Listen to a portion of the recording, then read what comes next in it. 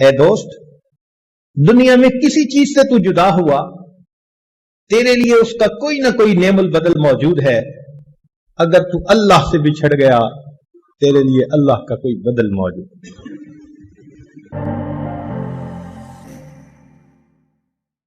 آج صبح کی مجلس میں وہ اسباب بیان کیے گئے جن سے انسان کے دل کی موت واقع ہو جاتی ہے۔ اس مجلس میں وہ اسباب بیان کیے جائیں گے جن سے انسان کا مردہ دل زندہ ہو جاتا ہے۔ اسباب حیات القلوب، وہ اسباب جن سے انسان کا مردہ دل زندہ ہوتا ہے، انسان کو روحانی طور پر زندگی ملتی ہے۔ ایک بات ذہن میں رکھیں کہ جیسے ایک ہمارے جسم کی غذا ہے، اسی طرح ہمارے دل کی بھی غذا ہے۔ جسم کی غذا ہم دن میں 2-3 مرتبہ کم از کم استعمال کرتے ہیں۔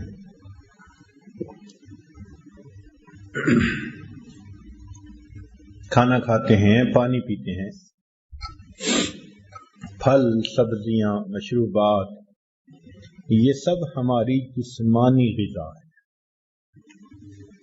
اسی طرح ہمارے دل کی بھی غذا ہے، وہ اللہ رب العزت کی طرف سے آنے والے انوار اور تجلیات ہیں۔ جب دل میں نور اترتا ہے تو دل کو غذا مل جاتی ہے۔ جب دل حکمت کی باتیں سنتا ہے تو دل کو غذا مل جاتی ہے۔ چنانچہ نبی علیہ السلام نے ارشاد فرمایا، تحتاج القلوب الى اقواتها من الحکمہ کما تحتاج الاجسام الى اقواتها من الطعام، کہ دلوں کو بھی اپنی غذا کی اسی طرح حاجت ہوتی ہے جیسے جسم کو اپنی بقا کے لیے طعام کی ضرورت ہوتی ہے۔ جسم کو غذا نہ ملے تو اس کی موت واقع ہو جاتی ہے، اسی طرح دل کو بھی غذا نہ ملے تو دل کی روحانی موت واقع ہو جاتی ہے۔ غذا سے انسان کی جسمانی زندگی اور انوار و تجلیات سے انسان کی روحانی زندگی۔ جسمانی صحت ہو تو انسان کے جسم کے مزے، اور روحانی صحت ہو تو انسان کے دل کے مزے۔ اچھی جسمانی صحت سے انسان کا جسم لذتیں لیتا ہے، اور اچھی روحانی صحت سے انسان کا دل مزے لیتا ہے۔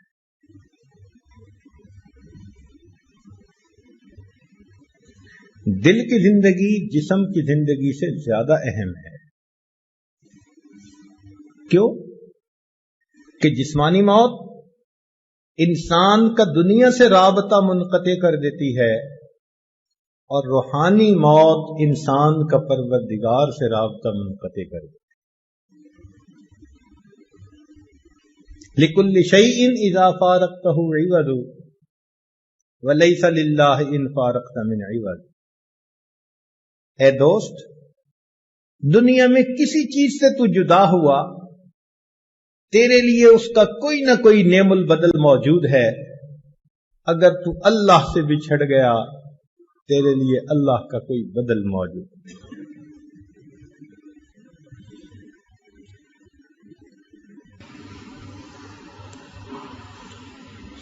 دنیا کا جادو چلتا ہے تو انسان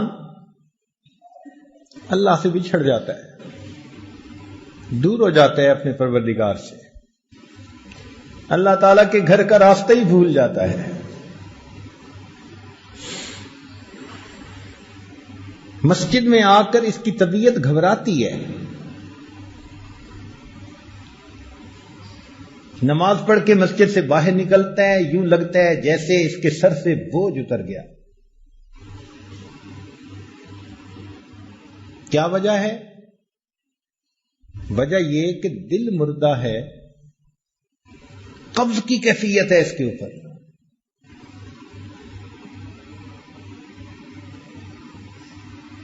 چنانچہ ایک بزرگ بڑی عجیب بات فرماتے تھے،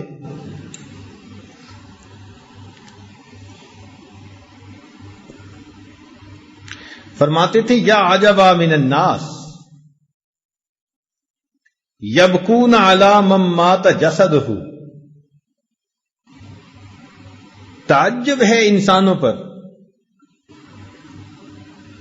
تعجب ہے انسانوں پر کہ کسی کا جسم مر جائے تو یہ اس کے اوپر روتے ہیں، ولا یبکون علی من مات قلبہ وہو اشد، اور اگر کسی کا دل مر جائے تو اس پر ان کو رونا نہیں آتا، حالانکہ دل کی موت جسم کی موت سے زیادہ اشد ہوا کرتی ہے۔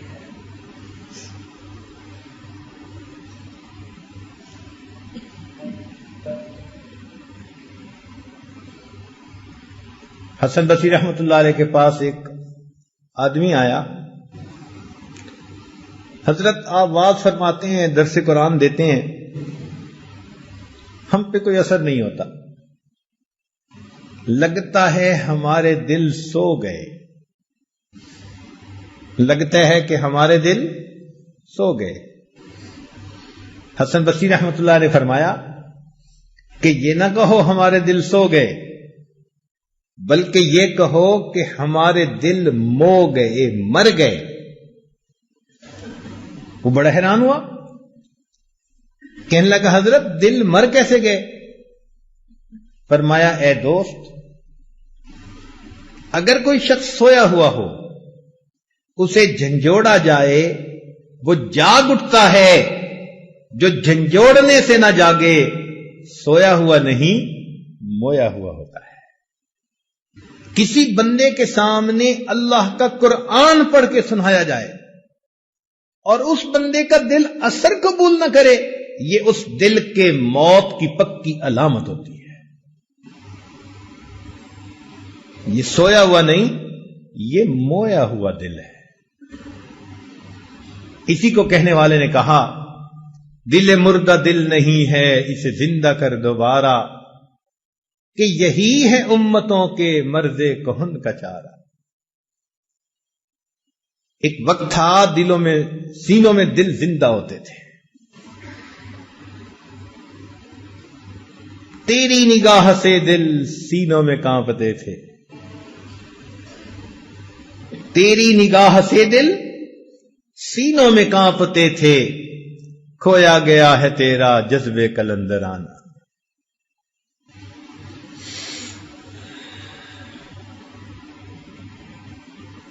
اب اس مردہ دل کو زندہ کرنے کے لیے سب سے بہترین اکسیر وہ اللہ تعالی کا ذکر ہے۔ یہ سمجھ لیں کہ اس کے لیے ویکسین ہے۔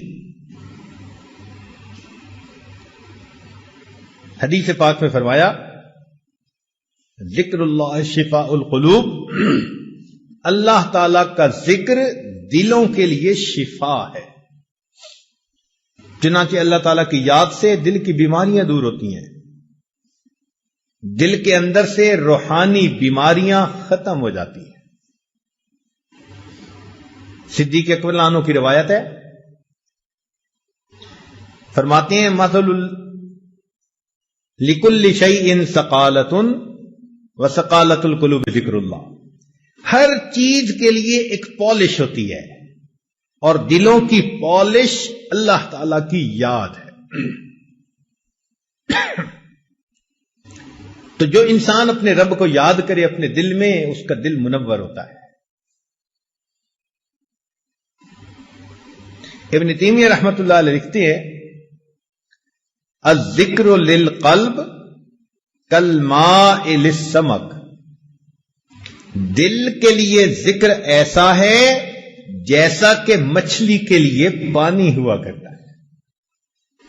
مچھلی پانی کے بغیر زندہ نہیں رہتی، انسان کا دل اللہ کے ذکر کے بغیر زندہ نہیں رہتا. فَكَيْفَ يَكُونُ حَالُ السَّمْكِ اِذَا أُخْرِجَ مِنَ الْمَاءِ. اگر مچھلی کو پانی سے نکال دیا جائے تو اس کا کیا حال ہوتا ہے؟ مچھلی کا تڑپنا ضرب المثل بن گیا. لوگ کہتے ہیں جی ماہیے بے آب کی طرح تڑپنے لگ گیا. تو جیسے مچھلی پانی کے بغیر تڑپتی ہے، مومن کا دل اللہ رب العزت کی یاد کے بغیر ایسے تڑپتا ہے.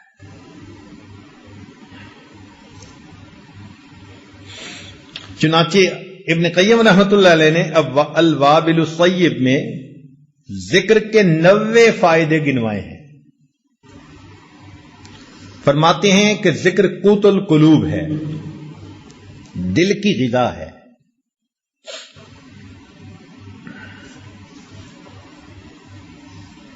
انہ یطرد الشیطان، ذکر سے شیطان انسان سے دفع دور ہو جاتا ہے.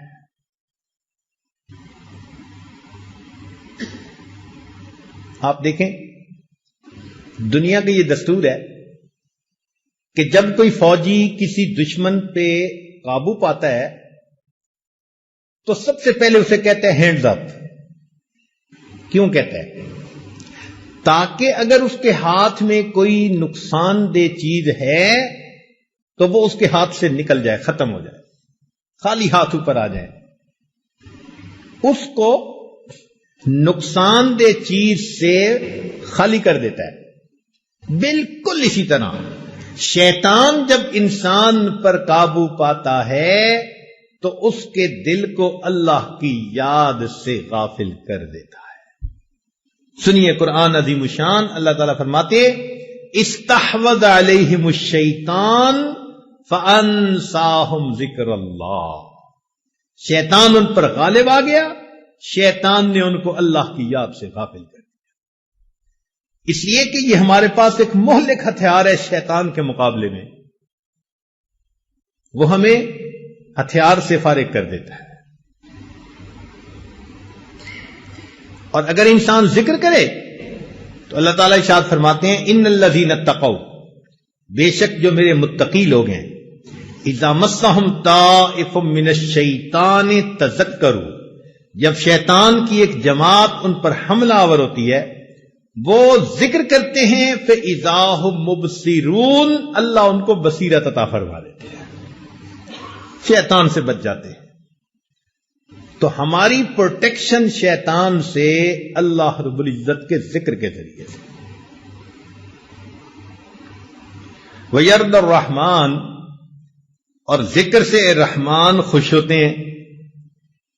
یزیل الحم والغم من القلب، ذکر کے کرنے سے انسان کے دل سے غم، پریشانی سب کچھ ختم ہو جاتا ہے. اسی کو کسی نے یوں کہا، نہ دنیا سے، نہ دولت سے، نہ گھر آباد کرنے سے تسلی دل کو ہوتی ہے خدا کو یاد کرنے سے.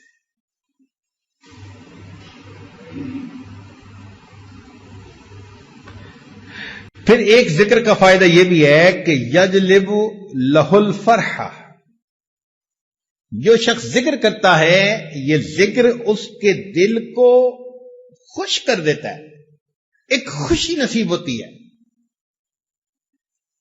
ذکر سے عجیب مستی ہوتی ہے. جائیے کس واسطے اے درد میں خانے کے بیچ، جائیے کس واسطے اے درد میں خانے کے بیچ، کچھ عجب مستی ہے اپنے دل کے پیمانے کے بیچ. یہ دل جب جاگتا ہے نا، زندہ ہوتا ہے، اس میں ایک عجیب مستی ہوتی ہے، عجیب لذت ہوتی ہے.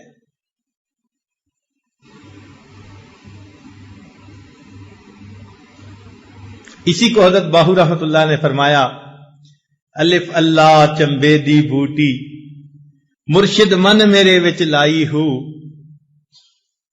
نفی اسبات دا پانی ملیا ہر رگے ہر جائی ہو اندر بوٹی مشک مچایا جان پھلن پر آئی ہو جیوے مرشد میرا باہو جیں اے بوٹی لائی ہو.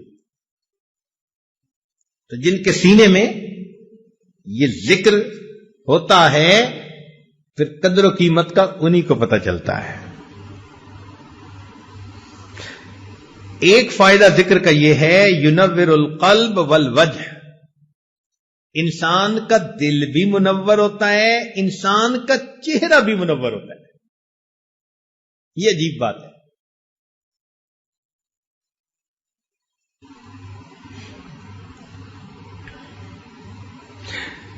وَيَكْسُ الذَّاكِرَ الْمَحَابَةَ وَالْحَلَاوَةَ وَالنَّظْرَ، جو ذکر کرنے والا ہوتا ہے ذکر کی بنا پر اس کے چہرے کے اوپر ایک ہیبت ہوتی ہے اور ایک حلاوت ہوتی ہے اور ایک رعنائی اور خوبصورتی ہوتی ہے. اللہ والوں کے چہروں کو دیکھو، اللہ تعالی کی یاد کا نور ان کے چہروں پہ چمک رہا ہوتا ہے.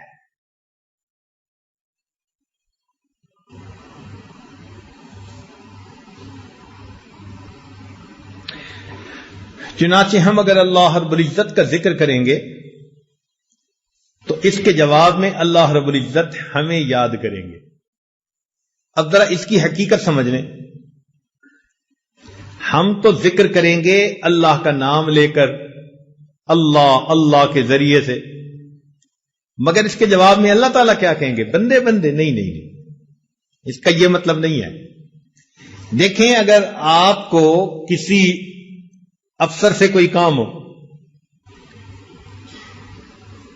اس نے انٹرویو لینے، بچے کی اپوائنٹمنٹ کرنی ہے، تو آپ اس سے بات کرتے ہیں اور کہتے ہیں کہ جی اس دن ذرا میرے بچے کو یاد رکھیے گا.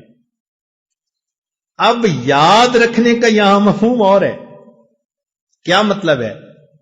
کہ جب آپ فیصلہ کرنے بیٹھیں گے تو میرے بچے کے حق میں فیصلہ کرنا. اللہ رب العزت کا یاد کرنا یہ ہے کہ بندہ اللہ تعالی کو ذکر کے ذریعے سے یاد کرتا ہے. اللہ تعالیٰ اپنے بندے کو نئے نئے اعمال کی توفیقیں دے کر یاد کرتے.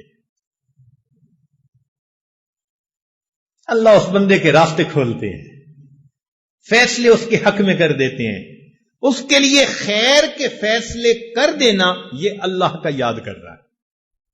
اس لیے فرمایا فاذکرونی اذکرکم، میرے بندو تم مجھے یاد کرو میں تمہیں یاد کروں گا.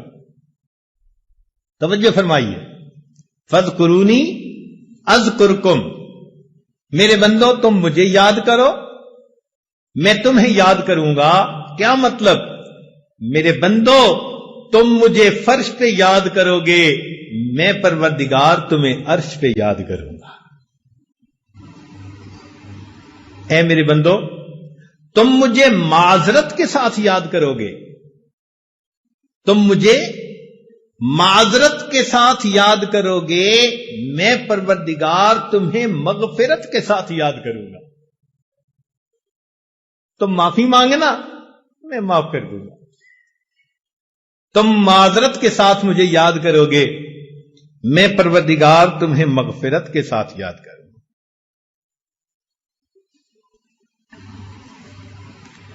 فاذکرونی اذکرکم، میرے بندو تم میرا احترام کرو گے، میں پروردگار مخلوق کے دلوں میں تمہاری عزتیں بٹھا دوں گا. کہتے ہیں بشر حافی رحمت اللہ علیہ شراب پیتے تھے، غفلت کی زندگی تھی. ایک دن جا رہے تھے، انہوں نے ایک کاغذ کے اوپر اللہ رب العزت کا نام لکھا دیکھا کہ کاغذ زمین پہ گرا ہوا تھا. ان کے دل میں خیال آیا یہ اللہ کا نام ہے. انہوں نے وہ کاغذ اٹھا کر اونچی جگہ پر رکھ دیا.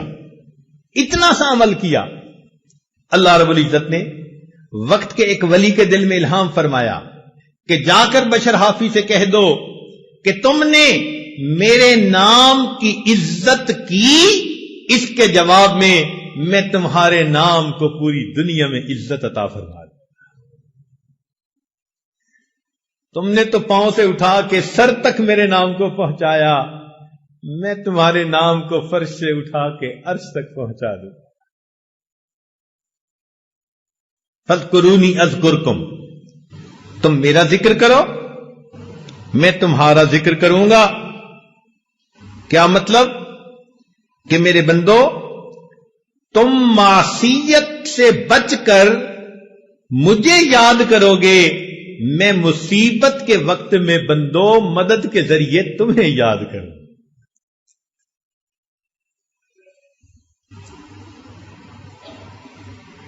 فاذکرونی اذکرکم، تم مجھے یاد کرو میں تمہیں یاد کروں گا۔ کیا مطلب؟ میرے بندو تم اپنی راحت کے لمحات میں مجھے یاد کرو گے، میں تمہاری زحمت کے اوقات میں تمہیں یاد کروں۔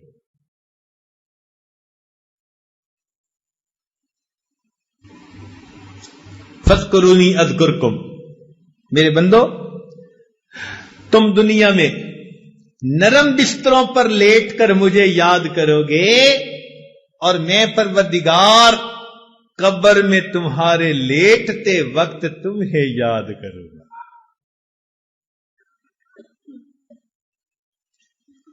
تو یہ ذکر انسان کے لیے شفا ہے۔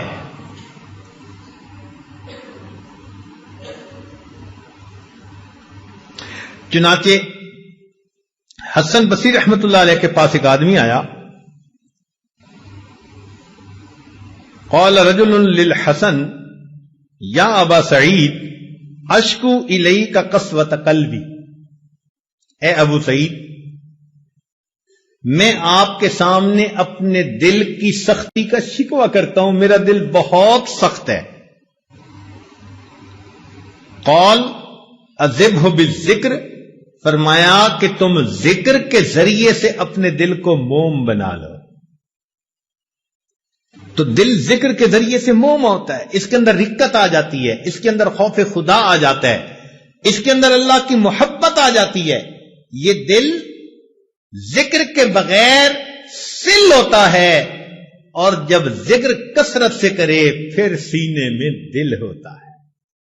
اب فیصلہ ہم کریں کہ ہمارے سینے میں دل ہے یا ہمارے سینے میں سل ہے۔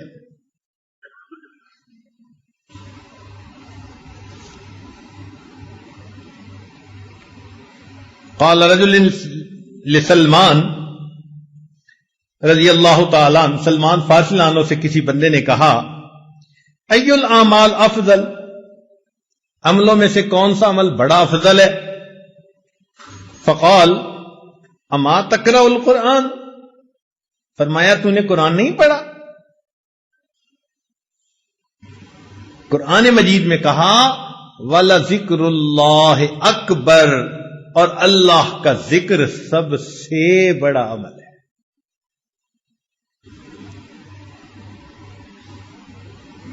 اسی حدیث پاک میں آتا ہے مثل الذی یذکر ربہ والذی لا یذکر ربہ کمثل الحی والمیت، مثال اس شخص کی جو ذکر کرتا ہے اور جو نہیں کرتا زندہ اور مردہ کسی ہے۔ ہم اللہ تعالی کا ذکر کثرت کے ساتھ کریں، اتنا کریں کہ دل جاری ہو جائے، دل زندہ ہو جائے، ایک لمحہ بھی ہم اللہ کی یاد سے غافل نہ ہو۔ گو میں رہا رہی نے ستم ہائے روزگار، لیکن تیرے خیال سے غافل نہیں رہا۔ دنیا کے کاموں میں ہم لگے ہوئے ہوں، کھیتی باڑی میں، تجارت میں، زراعت میں، مگر ہمارے دل اللہ کی یاد میں لگے ہوئے ہوں۔ ایسا دل بن جائے، ایک لمحہ بھی ہم اللہ کو نہ بھولیں۔ یہی تو ہمارے بزرگوں نے فرمایا کہ جو دم غافل سو دم کافر، جو سانس اللہ رب العزت سے غفلت میں گزر گیا یوں سمجھ لو کہ وہ سانس کفر کی حالت میں گزر گیا، ایک لمحہ بھی اللہ سے غافل۔ ایسی کیفیت ہو ہماری، لیٹے بیٹھے چلتے پھرتے ہر وقت اللہ کی یاد دل میں،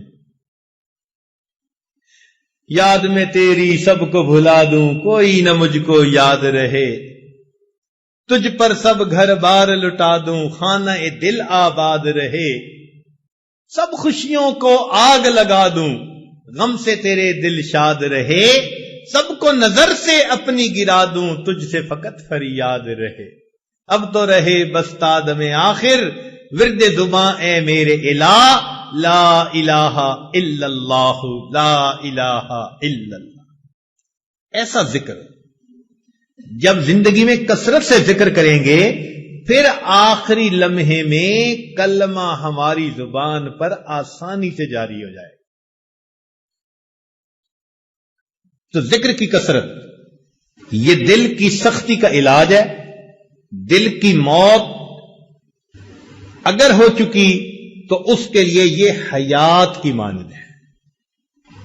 اس لیے قرآن مجید میں ذکر کثیر کا حکم، یا ایھا الذین آمنوا اذکروا اللہ ذکرا کثیرا والذاکرین اللہ کثیرا والذاکرات۔ تو دیکھو ہر جگہ ذکر کثیر کا حکم ہے، کثرت سے ذکر کریں، کثرت سے ذکر کریں۔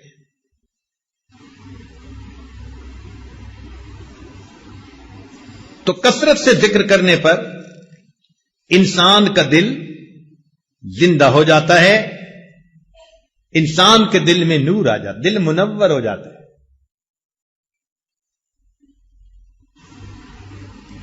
حضرت خواجہ مجذوب رحمت اللہ علیہ کلیکٹر تھے اپنے زمانے میں، ایک بڑی پوسٹ تھی، ریٹائرمنٹ ہو گئی۔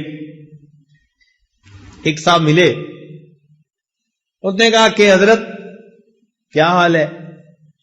کیونکہ شاعر تھے تو شعراء حضرات بسا اوقات شعر میں جواب دے دیتے ہیں، آمد ہو جاتی ہے۔ تو حضرت نے شعر میں جواب فرمایا، سننے والے فرمایا پنشن ہو گئی ہے کیا بات ہے اپنی،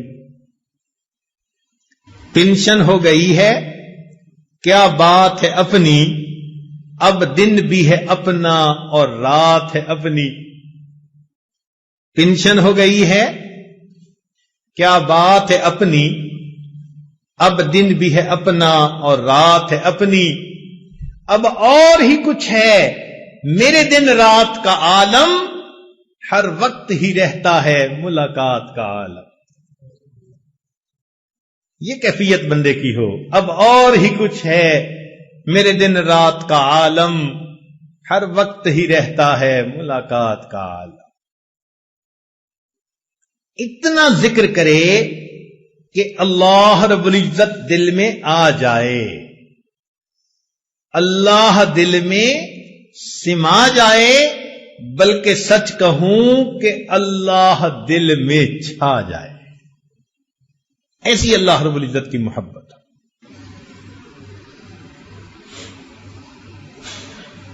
ایک بزرگ تھے، ان سے کسی نے پوچھا کہ حضرت کیا حال ہے؟ انہوں نے آگے سے شعر پڑھا، فرماتے ہیں میری زیست کا حال کیا پوچھتے ہو، میری زیست کا حال کیا پوچھتے ہو، بڑھاپا نہ بچپن نہ میری جوانی، جو چند ساعتیں یاد دل بر میں گزری، وہی ساعتیں ہیں میری زندگانی۔ جو چند لمحے اللہ کی یاد میں گزر گئے وہ میری زندگی ہے، اور باقی سارا کچھ شرمندگی ہے۔ تو دل کو زندہ کرنے کے اسباب میں سے پہلا سبب ذکر کی کثرت۔ ہمارے مشائخ یہی سبق دیتے ہیں سب سے پہلے فرماتے ہیں کہ 2 حصوں میں کرو. ایک تو چلتے پھرتے لیٹے بیٹھے اللہ کی طرف دھیان رکھو، اس کو وقوف قلبی کہہ دیتے ہیں. اور ایک فرماتے ہیں کہ صبح اور شام 15 منٹ آدھا گھنٹہ ساری دنیا سے ہٹ کٹ جاؤ اور اللہ تعالی کی یاد میں ڈوب جاؤ. ساری دنیا سے ہٹ کٹ جاؤ اور اللہ تعالی کی یاد میں ڈوب جاؤ. جب انسان یوں مراقبہ کرتا ہے نا صبح و شام، تو دل کی کیفیات دوبارہ تازہ ہو جاتی ہے. آج کل کے دور میں اس کو سمجھنا بہت آسان ہے. دیکھیں آج کل تو چھوٹے بڑے بہت لوگوں کے پاس سیل فون ہوتا ہے، موبائل فون. اس کی بیٹری ہوتی ہے.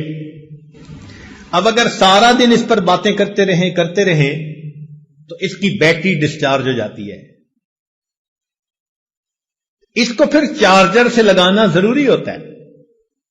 اگر آپ چارجر سے نہیں لگائیں گے تو بیٹری اتنی فلیٹ ہو جائے گی کہ بات ڈسکنیکٹ ہو جائے گی، پھر آن ہی نہیں ہوگا. بالکل اسی طرح ہم سارا دن لوگوں کے ساتھ انٹریکٹ کرتے رہتے ہیں، کام کاروبار، بیوی بچے دوست احباب. ہمارے دل کی کیفیات کی بیٹری ڈاؤن ہوتی رہتی ہے. ہمیں چاہیے صبح و شام اس کو چارجر کے ساتھ لگائیں. یہ جو مراقبہ ہے نا کہ اللہ سے لو لگا کے بیٹھے، حقیقت میں اللہ کی رحمت کے ساتھ اس ہم دل کو کنیکٹ کر دیتے ہیں. ادھر سے برکت آتی ہے، رحمت آتی ہے، اور وہ دل کی بیٹری کو دوبارہ چارج کر دیتی ہے. اس لیے صبح و شام کا ذکر بہت ضروری. یہ پہلا سبب. دوسرا سبب جس سے دل زندہ ہوتا ہے وہ ہے تلاوت القرآن. آدمی کم از کم 1 پارہ روزانہ تلاوت کرے. بہت مشکل ہو تو چلو آدھا پارہ. کوئی دن زندگی کا اللہ تعالی کی یاد کے بغیر نہ گزرے، تلاوت قرآن کے بغیر نہ گزرے. ہمارے ان لاز کے ایک بزرگ تھے، دارالعلوم دیوبند سے انہوں نے فراغت حاصل کی تھی. میری ایک مرتبہ ان کی ملاقات سوات میں ہوئی تو وہ کہنے لگے کہ میں امام العلماء والصلحاء حضرت خواجہ عبد المالک صدیقی رحمت اللہ علیہ سے بیعت ہوا، اور اس وقت انہوں نے فرمایا کہ 1 پارہ روزانہ تلاوت کرنا. فرمانے لگے کہ آج اس بات کو کہے 43 ایئرز گزر چکے ہیں، ان 43 سال میں ایک دن بھی میرے قرآن کی تلاوت میں ناغہ نہیں ہوا. جب ایسے لوگ اللہ کے سامنے نامہ اعمال لے کر جائیں گے تو ہمیں کتنی شرمندگی ہوگی کہ ہمارے کتنے دن تلاوت کے بغیر جا چکے ہیں. اب دیکھو 43 سال، سردی بھی، گرمی بھی، صحت بھی، بیماری بھی، دیس بھی، پردیس بھی، خوشی بھی، غمی بھی، 100 عوارض ہوتی ہیں، مگر وہ کہتے ہیں میں نے 1 پارے کی تلاوت پکی کر.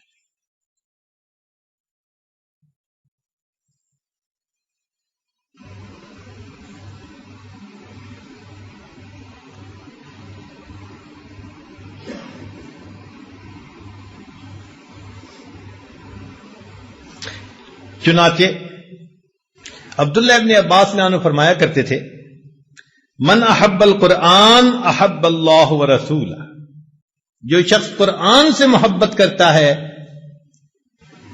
وہ اللہ رب العزت اور اس کے رسول سے محبت کرتا ہے، اور اللہ اور اس کے رسول اس بندے سے محبت کرتے ہیں. سیدنا عثمان ابن عفان رضی اللہ عنہ ایک عجیب بات فرماتے تھے. ان کو قرآن مجید کے ساتھ بہت عشق کا تعلق تھا، حتیٰ کہ ان کی شہادت بھی قرآن مجید کی تلاوت کرتے ہوئی. وہ فرماتے تھے لو طہرت قلوبکم ما شبعت من کلام ربکم، اگر تمہارے دل پاک ہو جاتے تو اللہ رب العزت کے قرآن پڑھنے سے تمہارا دل کبھی نہ بھرتا، کبھی تمہارا دل ہی نہ بھرتا۔ یہ جو دلوں کے اندر نجاست ہوتی ہے، گناہوں کی میل ہوتی ہے، اس کی وجہ سے پھر تلاوت کرنا بوجھ نظر آتا ہے۔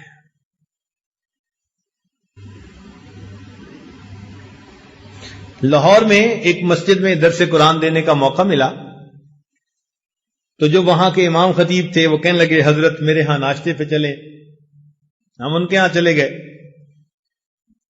وہ بتانے لگے کہ حضرت میرے والد عاشق قرآن تھے۔ میں نے انہیں کہا کہ بھئی ہمیں ناشتے میں اتنا لطف نہیں آئے گا، آپ اپنے والد کی باتیں سنائیں، ہمیں اس میں مزہ زیادہ آئے گا۔ انہوں نے عجیب بات ایک سنائی، کہنے لگے کہ میرے والد صاحب کو کسی نے یہ کہہ دیا کہ اگر آپ ایک قرآن پاک روز تلاوت کریں اور 2 سال آپ کا یہ معمول رہے تو قرآن مجید کا فیض آپ کی آنے والی نسل میں جاری ہو جائے گا۔ کہنے لگے والد صاحب نے عمل کرنا شروع کر دیا، روزانہ ایک قرآن مجید پڑھتے ہیں، روزانہ ایک قرآن مجید۔ اب بتائیں کہ 2 سال کوئی تھوڑا وقفہ تو نہیں نہ ہوتا، انہوں نے مستقل 2 سال ایک قرآن مجید روز پڑھا۔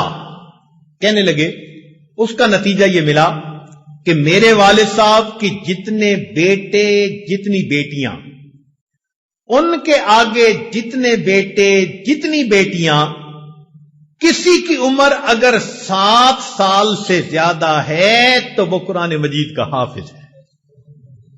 میرے والد کی نسل سے کوئی بیٹا بیٹی ایسی نہیں، نرینہ یا مادینہ کوئی اولاد ایسی نہیں کہ جو دنیا میں زندہ ہو 7 سال سے اوپر ہو قرآن کے حافظ نہ ہو۔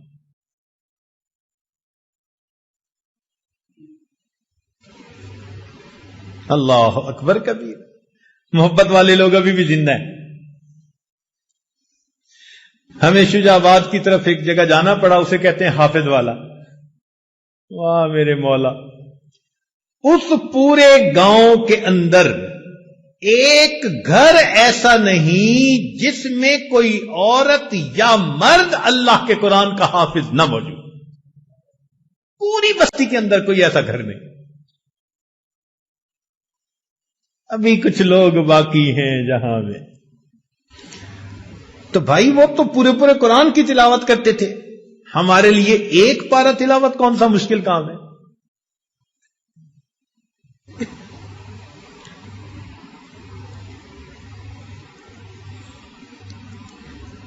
جیسے گرمی کے موسم میں ایک آدمی صحرا کا سفر کر رہا ہو نا، پسینہ آیا ہوا ہوتا ہے، حلق خشک ہوتا ہے، اور جی چاہتے ہیں کہ پانی کا قطرہ کہیں سے مل جائے۔ اب ایسے بندے کو اگر ٹھنڈا اور بہترین شربت دیا جائے، وہ کتنی رغبت سے اس شربت کو پیتا ہے۔ اللہ والے اللہ کے قرآن کو اسی طرح پڑھتے ہیں کہ ہر آیت پڑھتے ان کو یوں مزہ آتا ہے جیسے پیاسے بندے کو شربت پینے کا مزہ آ رہا۔ آج کل کے نوجوان آئس کریم کھاتے ہیں، جی ونیلا آئس کریم، اچھا بھائی، کہتے ہیں جی کہ بس اس کو کھائیں تو ہر دفعہ کھانے کا مزہ۔ اللہ والوں کے دل کی یہی کیفیت، ان کو قرآن مجید کی ہر آیت پر اس طرح مزہ آتا ہے جس طرح ہمیں آئس کریم ہر دفعہ منہ میں لے جانے کا مزہ آتا ہے۔ اصل میں ہم اس مزے سے واقف نہیں نا، اس لیے، ورنہ آسان کام ہوتا ہے عشاء کے وضو سے فجر کی نماز پڑھ لینا۔ 40 سال عشاء کے وضو سے فجر کی نمازیں پڑھی ہمارے بزرگوں نے، وہ رات کے اندھیرے کے اس طرح منتظر ہوتے تھے، ہم تہجد پڑھیں گے جس طرح دلہا اپنی دلہن سے ملاقات کے لیے رات کا منتظر ہوا کرتا ہے۔ اس لیے کہتے تھے کہ لوگوں کا دن سورج کے طلوع ہونے سے شروع ہوتا ہے اور ہمارا دن سورج کے غروب ہونے سے شروع ہوتا ہے۔ امام راضی رحمت اللہ علیہ فرماتے تھے، اللہ دن اچھا نہیں لگتا مگر تیری یاد کے ساتھ، رات اچھی نہیں لگتی مگر تجھ سے راز و نیاز کے ساتھ۔ مجھ کو نہ اپنا ہوش نہ دنیا کا ہوش ہے، بیٹھا ہوں مست ہو کے تمہارے جمال میں، تاروں سے پوچھ لو میری روداد زندگی، راتوں کو جاگتا ہوں تمہارے خیال میں۔ اللہ کی یاد میں راتوں کو جاگتے ہیں۔ تیسرا سبب جس سے انسان کا دل زندہ ہوتا ہے، الاستغفار، استغفار پڑھنا۔ ہمارے مشائخ فرماتے ہیں 100 دفعہ صبح 100 دفعہ شام یہ کم از کم ہے، ورنہ 200 مرتبہ صبح 200 مرتبہ شام پڑھے۔ استغفار پڑھنے سے انسان کے دل کی میل دور ہو جاتی ہے۔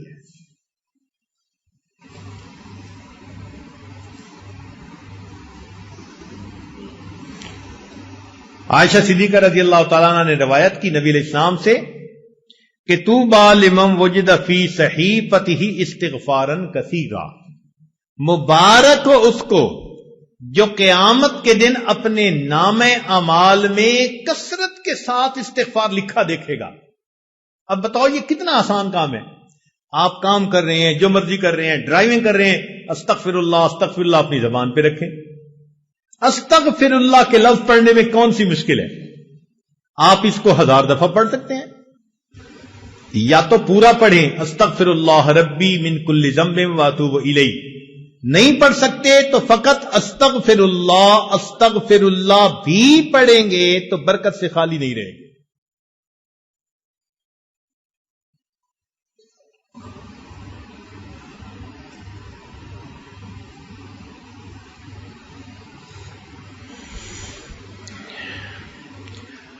چوتھا سبب جس سے دل زندہ ہوتا ہے، الصلاۃ علی النبی، نبی علیہ الصلوۃ والسلام پر درود شریف کا پڑھنا۔ نبی علیہ السلام نے ارشاد فرمایا، من صلی علی واحدۃ صلی اللہ علیہ عشرا، جو ایک مرتبہ مجھ پر درود شریف پڑھتا ہے، اللہ رب العزت اس بندے پر 10 مرتبہ رحمتیں نازل فرماتے ہیں۔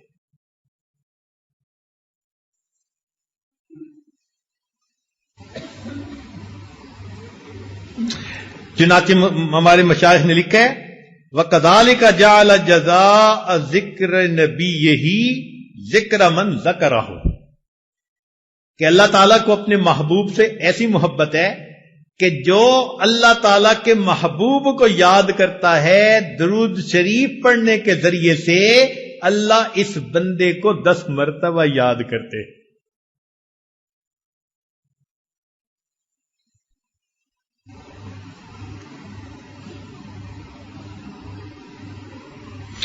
حدیث پاک میں آتا ہے، من صلی علیہ صلاۃ واحدۃ، جس نے مجھ پر ایک مرتبہ درود شریف پڑھا، صلی اللہ علیہ عشر صلوات، اللہ تعالیٰ 10 رحمتیں نازل فرماتے ہیں۔ وحطت عنہ عشر خطیئات، اس کی 10 خطائیں اللہ معاف فرما دیتے ہیں۔ ورفعت لہ عشر درجات، اور جنت میں اس کے 10 درجے بلند فرما دیتے ہیں۔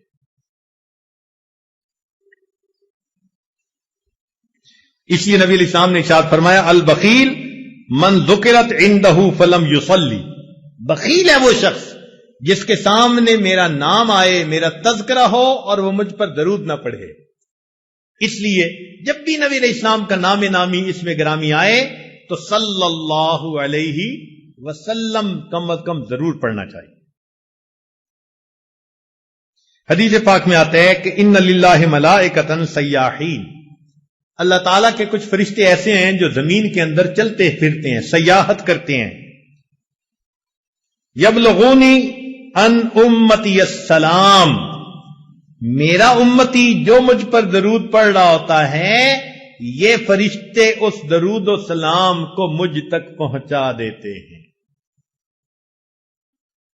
اور ایک حدیث پاک میں فرمایا ان اول الناس بی یوم القیامت اکثرہم علی صلاۃ، قیامت کے دن میرے سب سے قریب وہ انسان ہوگا جو سب سے زیادہ مجھ پر درود شریف پڑھنے والا ہو۔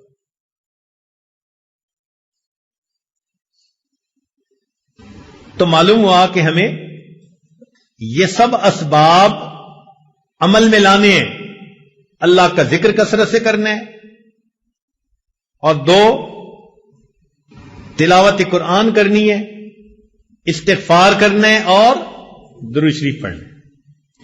کئی لوگ سوال پوچھتے ہیں جی استغفار پہلے کریں یا درود شریف پہلے پڑھیں؟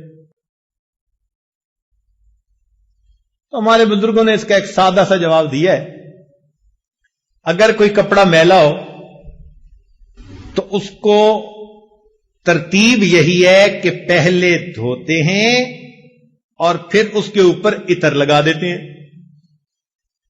یا کبھی ایسا ہوا کہ کسی نے پہلے عطر لگا دیا ہو بعد میں دھویا ہو؟ پہلے کیا کرتے ہیں؟ دھو لیتے ہیں، بعد میں کیا کرتے ہیں؟ تو استغفار سے ان میلے دلوں کو دھو لیجئے، پھر درود شریف کے ذریعے سے عطر اور خوشبو اس پر چھڑک لیجئے۔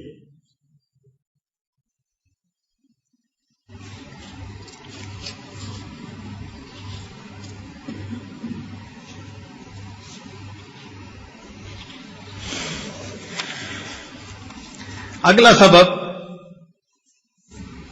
جس سے کہ انسان کا دل زندہ ہوتا ہے، صحبت شیخ۔ اللہ تعالیٰ ارشاد فرماتے ہیں یا ایھا الذین آمنوا اتقوا اللہ وکونوا مع الصادقین، اے ایمان والو اللہ سے ڈرو اور سچوں کے ساتھ رہو، جن کے قول اور فعل میں تضاد نہیں ہوتا، جن میں درنگی نہیں ہوتی، ایسے لوگوں کی صحبت اختیار کرو۔ اس صحبت سے انسان کا دل بہت جلدی سنورتا ہے۔ ان اللہ والوں کے دل مقناطیس کی طرح ہوتے ہیں، جیسے لوہے کو مقناطیس کھینچتا ہے، اللہ کے بندوں کے دلوں کو اللہ والوں کے دل ایسے کھینچتے ہیں، تاثیر ہوتی ہے۔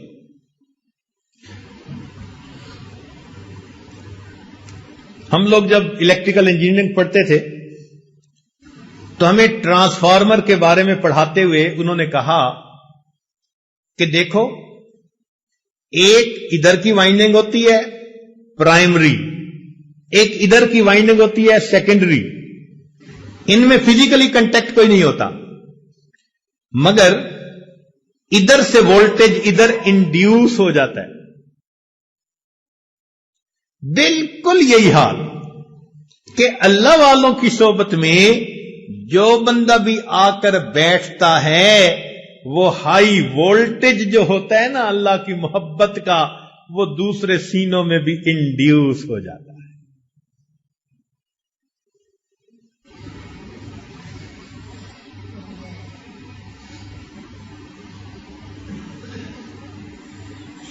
الصحبت مؤثرۃ، صحبت کی تاثیر ہوتی ہے۔ صحبت صالح ترا صالح کند، صحبت طالع ترا طالع کند۔ نیکوں کی صحبت انسان کو نیک بنا دیتی ہے اور بدکار بندے کی صحبت انسان کو بد بنا دیتی ہے۔ علماء نے لکھا ہے کہ جو لوگ جانور پالتے ہیں نا، ان جانوروں کا بھی انسان پر اثر ہو جاتا ہے۔ مثال کے طور پہ جو لوگ گھوڑے پالتے ہیں نا، ان میں بہادری آ جاتی ہے۔ جو لوگ اونٹ پالتے ہیں ان میں ضد ہٹ دھرمی آ جاتی ہے، اور جو لوگ بکریاں پالتے ہیں ان میں عاجزی آ جاتی ہے۔ اب ذرا غور کریں کہ جانور کے ساتھ وقت گزارنے سے اگر جانور کے اس کے اوپر اثرات آ جاتے ہیں، تو ہم اگر اللہ والوں کے ساتھ وقت گزاریں گے تو کیا ہمارے اوپر ان کے اچھے اثرات نہیں آئیں گے؟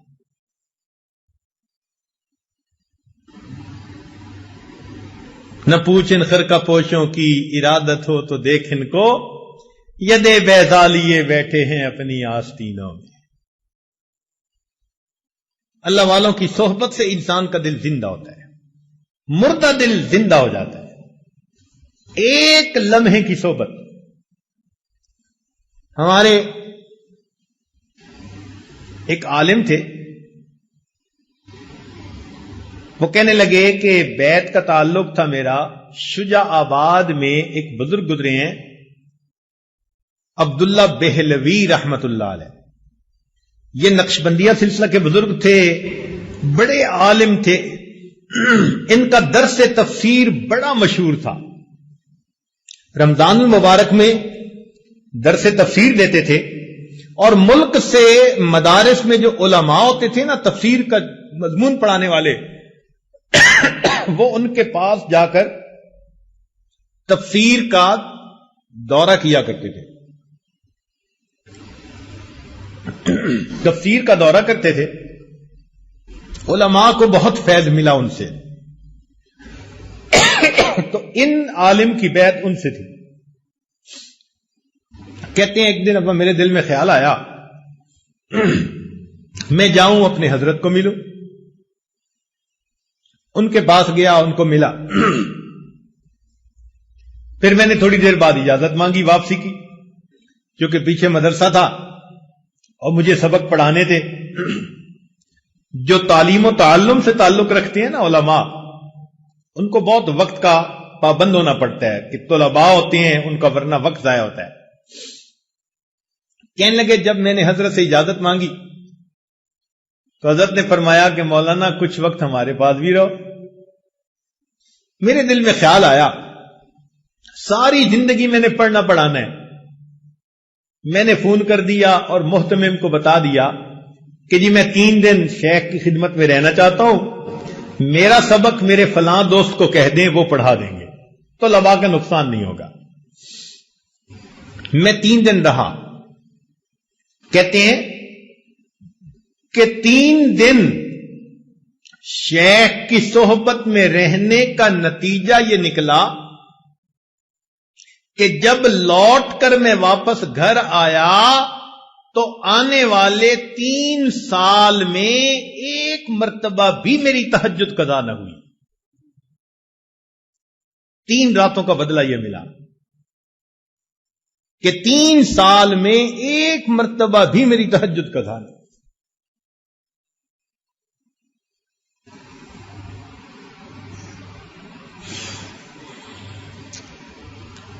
دل کو زندہ کرنے کا ایک سبب اتباع سنت۔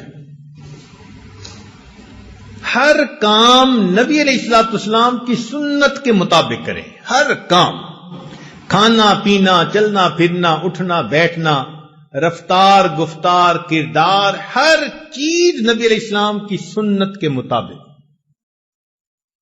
ہمارے سلسلہ عالیہ نقشبندیہ میں اس کا بہت اہتمام بتایا جاتا ہے۔ چھوٹے سے چھوٹا عمل، بڑے سے بڑا عمل، کوئی عمل بھی سنت کے خلاف نہیں ہونا چاہیے۔ ہر وقت نظر اس چیز کو تلاش کرتی رہے کہ میں نے اس عمل میں کیسے کرنا ہے۔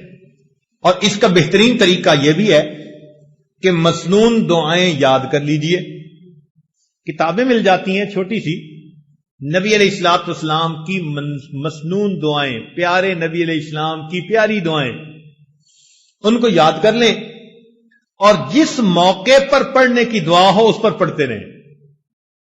جو لوگ کہتے ہیں نا جی کہ وقوف قلبی نہیں رہتا، وہ دوسرے لفظوں میں بتا رہے ہوتے ہیں جی کہ میں مسنون دعا کی پابندی کوئی نہیں کرتا، اس لیے کہ مسنون دعا کی پابندی کرنے کا انعام یہ ملتا ہے کہ انسان ہر وقت اللہ کی طرف متوجہ رہتا ہے۔ کھانا کھانے کی دعا، کھانے کے بعد کی دعا، سو کر اٹھنے کی دعا، سونے سے پہلے کی دعا، کسی سے ملنے کی دعا، گھر میں داخل ہونے کی، نکلنے کی، ہر موقع کی دعائیں ہیں۔ تو مسنون دعاؤں کی برکت سے اللہ تعالی وقوف قلبی کا رکھنا آسان فرما دیتے۔ آپ اس کا تجربہ کر لیجئے.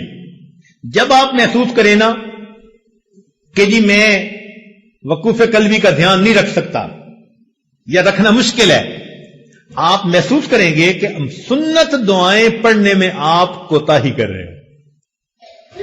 ان کی پابندی کریں، آٹومیٹکلی اللہ کی طرف دھیان رہے گا، توجہ رہے گی.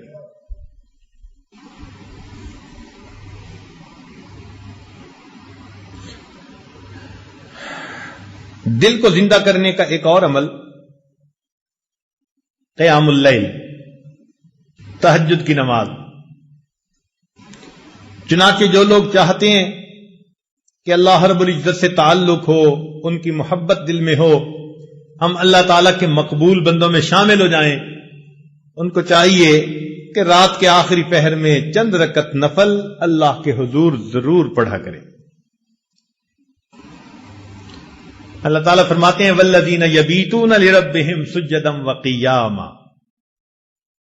حدیث پاک میں آتا ہے افضل الصلاۃ بعد المکتوبۃ قیام اللیل، کہ 5 فرض نمازوں کے بعد سب سے افضل نماز تہجد کی نماز ہے. قیل للحسن، حسن رحمت اللہ علیہ سے یہ کہا گیا ما بال المتحجدین احسن الناس وجہا، کیا وجہ ہے کہ تہجد پڑھنے والوں کے چہرے بڑے منور ہوتے ہیں، ان کے چہروں پہ بڑا نور ہوتا ہے. قال، انہوں نے جواب دیا لأنہم خلو بالرحمن فألبسہم نور من نورہ، اس لیے کہ وہ اللہ کے ساتھ تنہائی میں عبادت میں وقت گزارتے ہیں، اللہ اپنے نور کو ان کے چہروں پر پالش کر دیتے ہیں.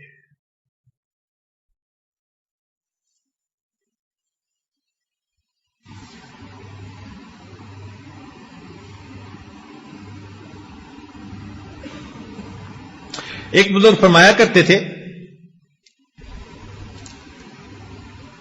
کہ حضرت، ان کے پاس ایک بندہ آیا، اس نے کہا کہ حضرت مجھے رات تہجد کی توفیق نصیب نہیں ہوتی، کوئی عمل بتا دے. انہوں نے آسان سا جواب دے دیا، فرمانے لگے اے دوست، تو اپنے دن کے اعمال کو سنوار لے، اللہ تعالیٰ تجھے رات کے اعمال کی توفیق عطا فرما دے. ہم دن میں جو نافرمانیاں کرتے ہیں نا، ان کی وجہ سے رات کی عبادت سے محروم کر دیے جاتے ہیں.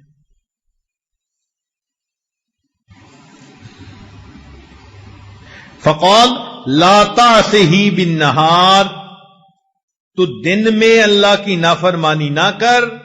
وَهُوَ يُقِيمَكَ بَيْنَ يَدَيْهِ بِاللَّيْلِ، تو دن میں اس کی نافرمانی نہ کر، وہ تجھے رات میں قیام کی توفیق عطا فرما دے. یروان سفیان ثوری رحمت اللہ سے یہ بات منقول ہے، فرماتے تھے کہ حرمت قیام اللیل 5 اشہر بذنب اصبتہ، ایک مرتبہ ایک گناہ مجھ سے سرزد ہو گیا جس کی وجہ سے 5 مہینے تہجد کی نماز سے میں محروم ہو گیا. اور پتہ ہے وہ گناہ کون سا تھا؟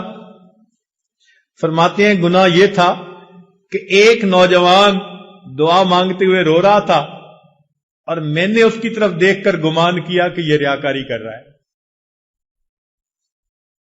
میں نے اپنے دل میں اتنا سوچا ریاکاری کر رہا ہے. اس بدگمانی کے گناہ کی وجہ سے اللہ نے 5 مہینے تہجد سے مجھے محروم کر دیا. اور ہم کتنی بدگمانیاں کرتے ہیں لوگوں کے بارے میں بھائی، ہر کسی سے بدگمان الا ماشاء اللہ. پھر کہتے ہیں جی تہجد نہیں ملتی.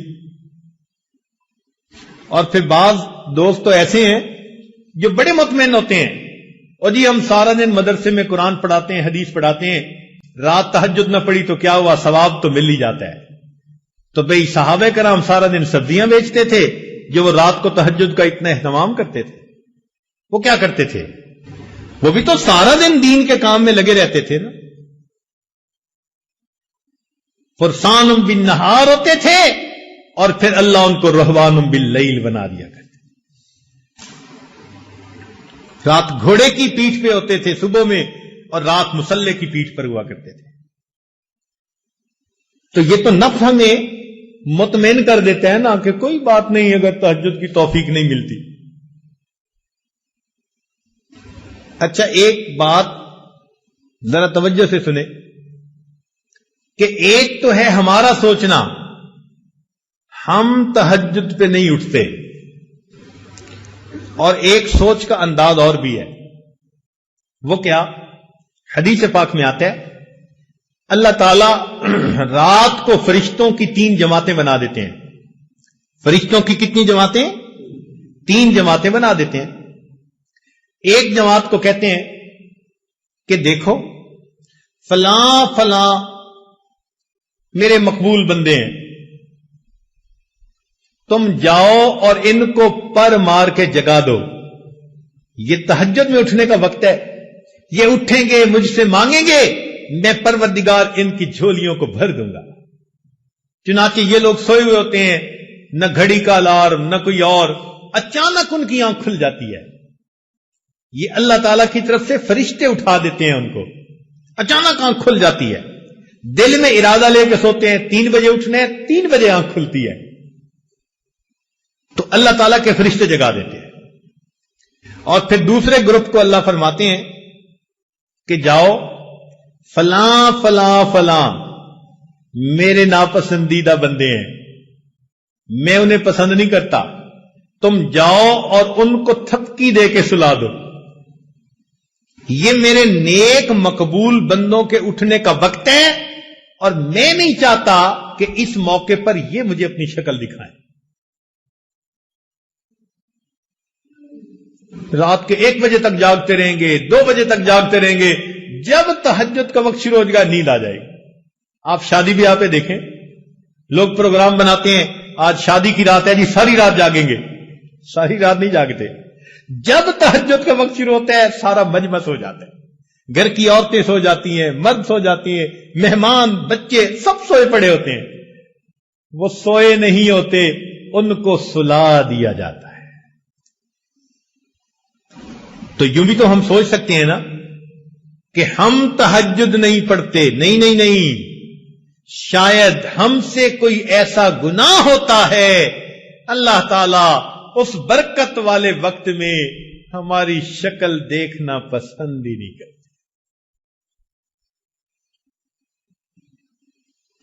تو یہ اسباب ہیں دل کو زندہ کرنے کے.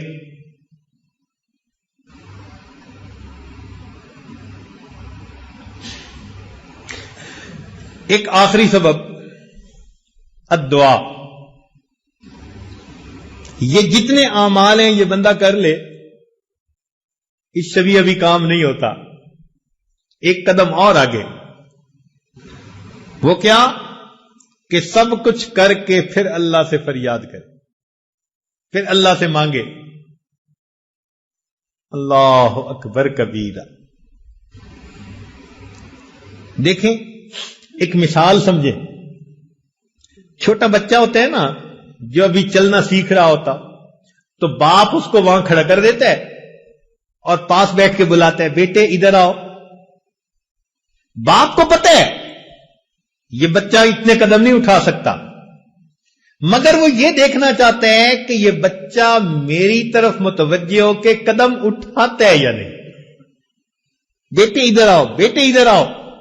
جب باپ بلاتا ہے تو وہ بچہ قدم اٹھانے کی کوشش کرتا ہے، اور قدم اٹھاتے ہوئے ڈولتا ہے، اور جب گرنے لگتا ہے نا تو باپ اس کو گرنے نہیں دیتا، بچے کو ہاتھوں میں لے کر اپنے سینے سے لگا لیتا ہے. بالکل ہماری مثال یہی ہے. اللہ تعالیٰ فرماتے ہیں میرے بندے مجھ تک آؤ. اس پروردگار کو پتہ ہے یہ بندے ہیں، یہ کمزور ہیں، ان کے پیچھے نفس لگایا ہے، شیطان لگایا ہے، ان کی ہمت نہیں ہے یہ پہنچ سکیں. مگر وہ تو یہ دیکھنا چاہتے ہیں نا کہ میری طرف توجہ کر کے قدم اٹھاتا کون ہے.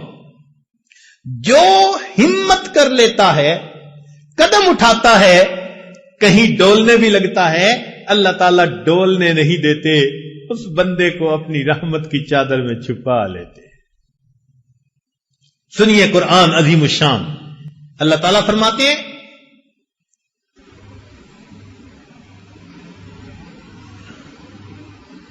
وَلَوْلَا فَضْلُ اللَّهِ عَلَيْكُمْ وَرَحْمَتُهُ، اگر اللہ کا فضل اور اس کی رحمت تم پر نہ ہوتی، ما زکا منکم من احد ابدا، تم میں سے کبھی بھی کوئی ستھرا نہ ہوتا، ولیکن اللہ یزکی من یشاء، اللہ جس کو چاہتے ہیں ستھرا کر دیتے۔ تو ستھرا ہونا تمہارے بس میں نہیں ہے۔ ولولا فضل اللہ علیکم، تو معلوم ہوا کہ یہ سب کچھ کر کے بھی رات کو اللہ کے سامنے دامن پھیلانا پڑے گا۔ مولا ہمارے اعمال پر معاملہ نہیں سنورتا۔ آپ نے قرآن مجید میں فرما دیا ولولا فضل اللہ علیکم ورحمتہ، اگر اللہ کا فضل نہ ہوتا، اس کی رحمت نہ ہوتی، ما زکا منکم من احد ابدا، تم میں سے کوئی کبھی بھی ستھرا نہ ہو سکتا، ولیکن اللہ یزکی من یشاء، اللہ جس کو چاہتے ہیں اس کو ستھرا کر دیتے۔ اے مولا میں اس وقت دامن پھیلائے بیٹھا ہوں، آپ سے آپ ہی کو چاہتا ہوں، اللہ رحمت کی نظر کر دیجئے، تیری ایک نگاہ کی بات ہے، میری زندگی کا سوال ہے کہ اللہ رحمت کی ایک نظر ڈال دیجئے، میری بگڑی بنا دیجئے، میری کشتی پار لگا دیجئے، میں نے جھولی پھیلا دی ہے۔ اللہ دنیا کے فقیروں کو دیکھا، بڑے دروازے کے سامنے جاتے ہیں، اونچی صدا لگاتے ہیں، مولا یہ تو کائنات کا سب سے بڑا دروازہ، میں اس دروازے کے سامنے ہوں، اے اللہ دنیا کا فقیر کسی دروازے سے خالی چلا جائے، توقع ہوتی ہے دوسرے دروازے سے مل جائے گا، مگر جو تیرے دروازے سے خالی اٹھا، مولا اس کے لیے کوئی دوسرا دروازہ نہیں۔ آپ ہی مہربانی فرما دیجئے، اور اللہ آپ ہی میری بگڑی بنا دیجئے۔ اللہ سے عاجزی کے ساتھ رو رو کے دعائیں مانگیے، پھر دیکھیے اللہ کی رحمت کیسے برستی ہے۔ اے اللہ میں آپ کے در پر آیا ہوں، یہاں سے لوٹ کے کہیں نہیں جا سکتا، میرے لیے کوئی دوسرا دروازہ نہیں۔ تنگ دستی کے جو عالم میں گھبراتا ہوں، اے اللہ بہت پریشان کر دیا حالات نے، در در کے دھکے کھا لیے، اب تیرے دروازے پہ آ پہنچا۔ تنگ دستی کے جو عالم میں گھبراتا ہوں، پردرے غیر پہ جاتے ہوئے کتراتا ہوں۔ اللہ میں غیر کے دروازے پہ نہیں جاتا، دنیا کہتی ہے عامل کے پاس چلے جاؤ، فلاں جگہ چلے جاؤ، لا کہیں نہیں جاؤں گا، مسجد میں ہوں، تیرے دروازے پہ ہوں، اب میں کسی اور طرف نہیں جاتا۔ تنگ دستی کے جو عالم میں گھبراتا ہوں، پردرے غیر پہ جاتے ہوئے کتراتا ہوں۔ ہاتھ پھیلانے میں محتاج کو غیرت کیسی، شرم آتی ہے کہ بندہ تیرا کہلاتا ہوں۔ اے اللہ محتاج تو ہاتھ پھیلا دیتا ہے، مگر مجھے شرم آتی ہے، بندہ تیرا ہوں، ہاتھ غیر کے سامنے پھیلاؤں۔ تم ہی سے مانگیں گے، تم ہی دو گے، تمہارے در سے ہی لو لگی ہے۔ رمضان کا مہینہ ہے، مقبول راتیں ہیں۔ اللہ کے نبی علیہ السلام نے فرمایا کہ بنی کلب کی بکریوں کے بالوں کے برابر جہنمی ہر رات میں جہنم سے بری کر دیے جاتے ہیں۔ آج اس اجتماع کی یہ آخری رات ہے، ہم اللہ تعالی سے دعا مانگیں، مولا جب اتنے اربوں انسان ایک رات میں بخشے جاتے ہیں، ہم پر بھی رحمت کی نظر ہو جائے، اور آج اللہ رب العزت آپ ہمیں بھی بخش دیجئے۔ ہم سے تو دھوپ کی گرمی برداشت نہیں ہوتی، تیرے جہنم کی گرمی کہاں برداشت ہوگی؟ میرے مولا آپ نے ہمیں ناز و نعمت سے پالا ہے، آپ ہمیں آخرت کی نعمتوں سے محروم نہ کر دیجئے گا۔ رب کریم رحمت کا معاملہ فرمائیے۔ یہ دل آج مردہ ہیں، ہم ان کو زندہ کرنا چاہتے ہیں، تیری نگاہ ناز پڑے گی، دل زندہ ہو جائیں گے۔ آج کی اس بابرکت رات میں اللہ ہمارے دلوں کو زندہ فرما دیجئے، ہماری یہ دعائیں قبول کر لیجئے۔ مولا ہمیں مانگنا بھی نہیں آتا، ہمیں بن مانگے عطا فرما دیجئے، بن مانگے عطا فرما دیجئے، ہماری پریشانیاں دور کر دیجئے۔ میرے مولا رحمت کے ساتھ ہمیں اس جگہ سے زندہ دلوں کو لے کر واپس جانے کی توفیق عطا فرما دیجئے۔ جو بھی پریشانیاں ہیں اپنی رحمت سے ان کو دور فرما دیجئے، اور آنے والے وقت کو اللہ گزرے ہوئے وقت سے بہتر فرما دیجئے۔ رب کریم ہم آپ کی خدمت میں یہ عرض کرتے ہیں، فریاد کرتے ہیں کہ اس مجلس میں ہمارے دلوں کو زندہ فرما دیجئے۔ ہم نے دنیا میں دیکھا، گھر آئے مہمان کی دنیا دار بھی لحاظ کر لیتے ہیں۔ اللہ یہ تیرے گھر میں آئے ہوئے مہمان ہیں، دور سے چل کے آئے ہیں، وقت کو فارغ کر کے آئے ہیں، تجھے منانے کے لیے آئے ہیں۔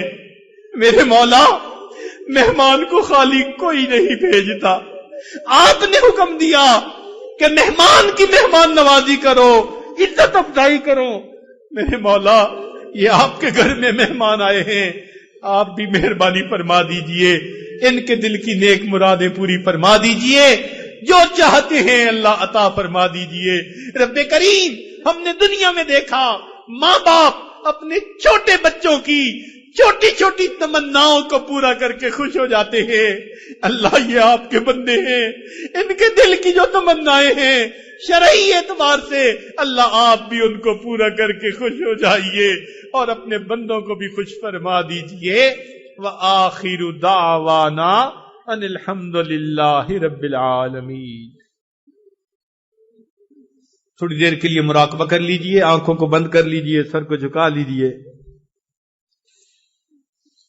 دنیا اور جو کچھ دنیا میں ہے اس سے ہٹ کٹ کے اللہ رب العزت کی یاد میں ڈوب جائیے۔